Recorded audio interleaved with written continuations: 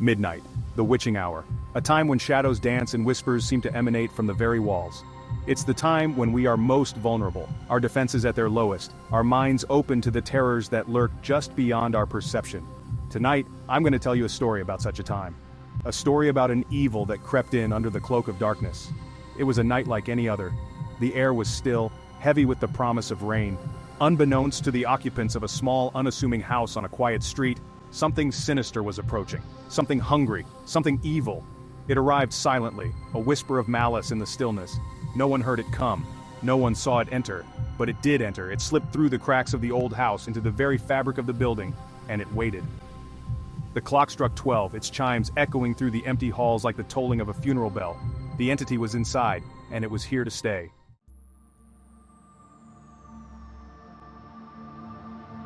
Sarah, a young woman in her late 20s, shivered despite the relatively warm night.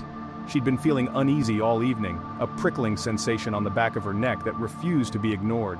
Chalked it up to nerves, she thought, trying to distract herself with a book. But the unease persisted, growing stronger with each passing moment. A cold draft seemed to snake through the room. Though all the windows were tightly shut, she could have sworn the temperature had dropped several degrees in the last few minutes. She glanced nervously around the room, her heart pounding against her ribs. The shadows seemed to be stretching, distorting, taking on menacing shapes in the dim light. Her breath caught in her throat and she found it difficult to swallow. "Just your imagination, Sarah," she whispered to herself, her voice trembling slightly. But deep down, a primal instinct screamed at her, warning her that something was terribly wrong. This was not a figment of her imagination, this was real.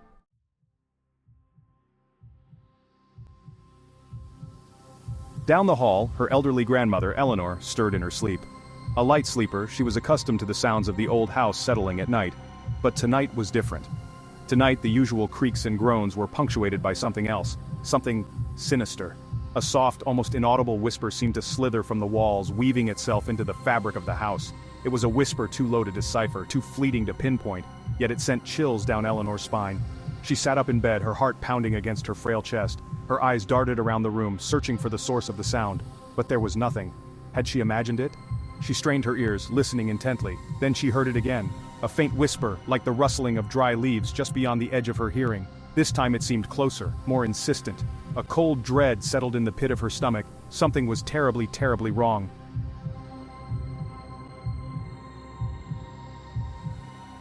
Suddenly, a loud crack echoed through the silent house, jolting both women.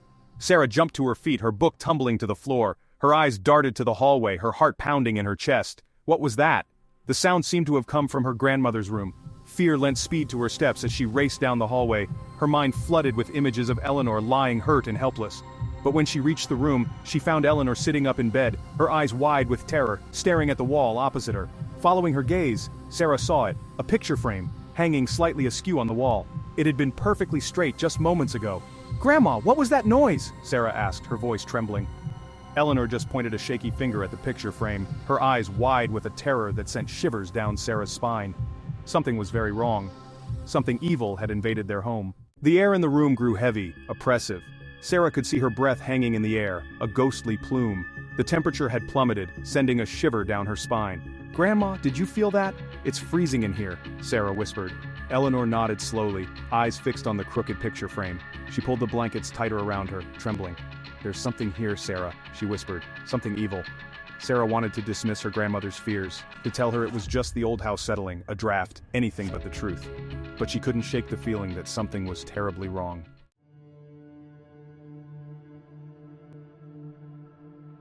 As Sarah reached out to straighten the frame, a jolt of icy cold shot up her arm, as if she had plunged her hand into a bucket of ice water. She gasped and recoiled, her heart pounding against her ribs, but the cold remained.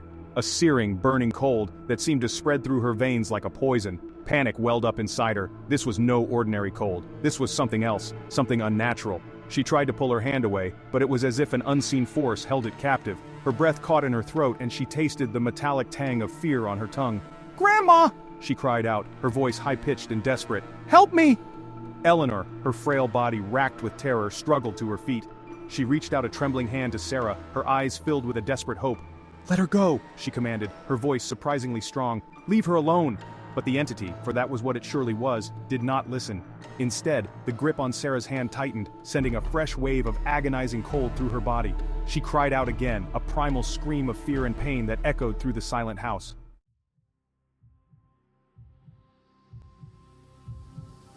The air in the room crackled with energy.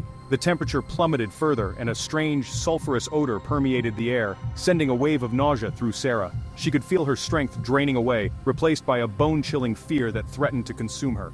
And then she saw it. In the corner of the room, shrouded in shadows, a shape began to form. It was indistinct at first, a shimmering distortion of the air itself, but slowly, it coalesced into a vaguely humanoid form. It was tall and gaunt, its limbs elongated and twisted at unnatural angles. Its eyes, burning like hot coals in the darkness, fixed on Sarah with a malevolent intensity that sent shivers down her spine. The air around it seemed to crackle and pop as if 1,000 unseen insects were buzzing around its form. Terror, raw and primal, surged through Sarah. This was no figment of her imagination, no trick of the light. This was real. This was evil, and it was here for her. Eleanor, her eyes wide with terror, stumbled back against the wall, her hand clutching at her chest. She had never believed in such things, had always dismissed them as fairy tales. But now, faced with undeniable proof, she could no longer deny the truth. Evil was real. And it was here, threatening her granddaughter. The entity, its form solidifying, took a step toward Sarah. Its movements were jerky and unnatural. With each step, the temperature dropped, the air growing thick. Sarah wanted to scream, to run, but stood frozen in terror. Her body refused to obey. She was trapped, paralyzed by fear. The entity was close now, its breath hot on her face. She could see its true form, a grotesque parody of a human face. It reached out a hand, its bony fingers tipped with claws.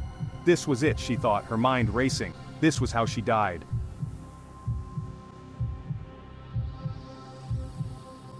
Time seemed to stop. Sarah's mind, overwhelmed by terror, clung to one last shred of hope. Instinctively, her hand flew to the silver amulet she wore around her neck, a gift from her grandmother, a supposed protection against evil. It had always felt warm against her skin, a comforting weight. Now it pulsed with an almost unbearable heat, burning against her flesh like a brand. She squeezed her eyes shut, her lips moving in a silent, desperate prayer. "Please," she whispered, her voice choked with fear. "Help me. Please don't let it take me." The entity seemed to hesitate, its clawed hand hovering inches from her face. The red glow of its eyes intensified, reflecting in the polished silver of the amulet. A low growl, guttural and filled with rage, emanated from its distorted throat. For a moment, the only sound in the room was the frantic beating of Sarah's heart and the soft, insistent hum emanating from the amulet, now glowing with an almost blinding light. The stench of sulfur intensified, choking the air, but through it, Sarah thought she detected a flicker of something else. Fear, uncertainty.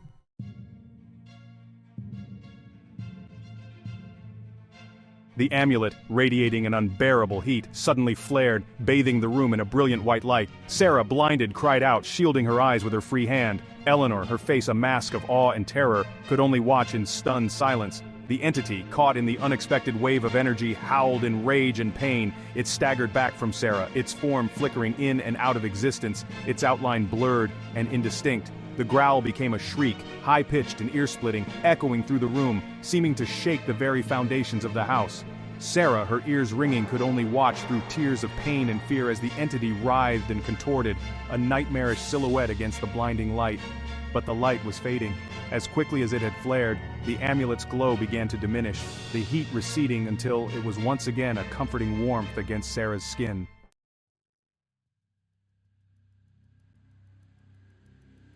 The light faded completely, plunging the room back into semi-darkness. Sarah, blinking away the afterimages, stared at the spot where the entity had stood. It was still there, weakened, its form somewhat less defined, more shadow than substance, but undeniably present.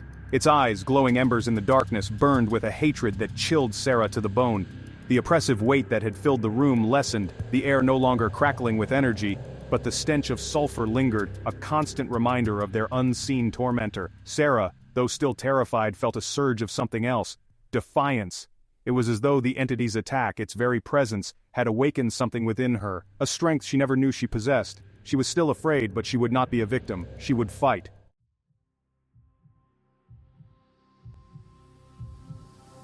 For the first time, the entity moved, taking a hesitant step toward Sarah.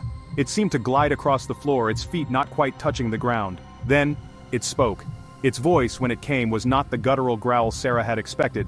It was a whisper, raspy and dry, like the rustling of dead leaves, yet it seemed to slither into their very minds, bypassing their ears entirely.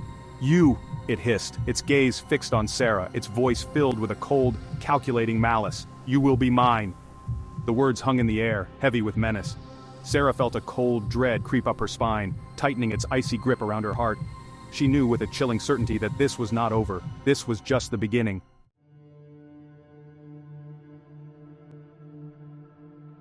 The slam of the bedroom door echoed through the room, the sound heavy, final. Terror, raw and immediate, tightened its grip on Sarah's throat. The entity had trapped them, sealing them within the room as surely as if it had erected walls of iron. A heavy scraping sound like furniture being dragged across wood began on the other side of the door, slow, deliberate, agonizing. Sarah's blood ran cold. It was blocking the exit, sealing their fate. "We're trapped," she whispered, her voice trembling, her eyes darting around the room, searching for another way out, an escape route that didn't exist. Eleanor, her face ashen, gripped Sarah's hand, her own trembling uncontrollably. "We have to get out of here," she rasped, her voice hoarse with fear. "We have to find help." But where was help to be found in this nightmare? The entity, whatever it was, had invaded their sanctuary, twisting it into a prison of fear.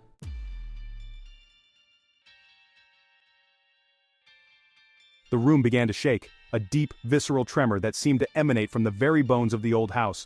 Pictures on the walls rattled in their frames, their glass clinking ominously. A vase on the bedside table toppled to the floor, shattering into 1,000 pieces, the sound lost in the growing cacophony. It was as if the house itself, a silent witness to generations of life and death, was awakening, its slumber disturbed by the presence of something evil. The air crackled with a strange energy, a palpable tension that sent shivers down Sarah's spine. Suddenly a heavy book flew from the nearby bookshelf, propelled by an unseen force, and slammed into the wall just inches from Sarah's head. It clattered to the floor, pages fluttering wildly. Then another and another, a cascade of books, ornaments, anything not nailed down, raining down upon them. "It's angry!" Eleanor screamed, her voice barely audible above the din. "It's angry that we fought back!" Sarah grabbed her grandmother's hand, pulling her toward a corner of the room, seeking shelter from the onslaught. Fear, cold and sharp, pierced her heart. They were outmatched, outgunned, trapped in a nightmare with no end in sight.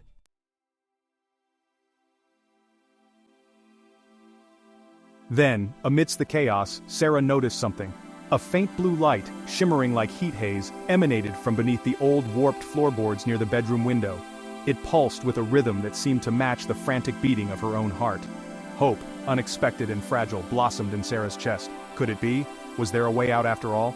She pointed to the pulsating light, her voice barely a whisper above the cacophony. "Grandma, look!" Eleanor, her face etched with fear and exhaustion, followed Sarah's gaze. Her eyes widened, a flicker of hope igniting in their depths. But even as they watched, the entity's enraged growls seemed to intensify, echoing through the room, shaking the very foundation of the house. The air grew heavy, thick with a cloying dread that stole their breath and turned their blood to ice. Something was wrong. The entity knew.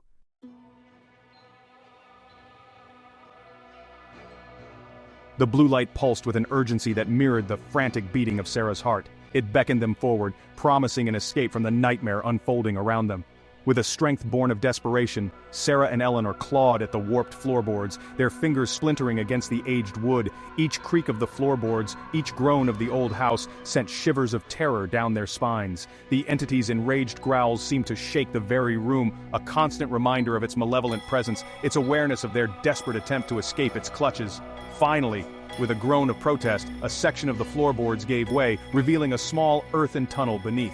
The air within was stale, thick with the scent of damp earth and something ancient, unsettling. Yet the blue light pulsed stronger than ever, beckoning them forward, promising safety. There was no time for hesitation, no room for doubt. Sarah urged her grandmother forward, their escape a frantic scramble into the darkness, the entity's enraged screams echoing behind them.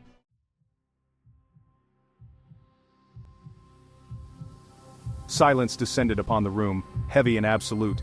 The blue light vanished, leaving only the faintest shimmer in its wake. The entity, its prey escaped, was silent now, its rage a palpable presence in the stillness. The room, a testament to the terror that had unfolded within its walls, lay in disarray. Furniture overturned, books scattered, the air thick with a lingering sense of dread, and the faint scent of sulfur. But Sarah and Eleanor were gone. The house settled back into an uneasy silence, the only sound the creak of timbers and the whisper of wind through the trees outside. The entity, its presence woven into the very fabric of the house, remained. Trapped perhaps, but not defeated. It watched. It waited. For it knew, with a chilling certainty, that fear, once given root, never truly dies. It festers, it grows, and it waits for the opportunity to resurface. And the entity would be waiting. Thank you for joining me for this chilling tale. If you enjoyed it, be sure to like and subscribe to my channel for more stories of horror and the supernatural. And remember sometimes, the most terrifying monsters are the ones we can't see, but are always watching.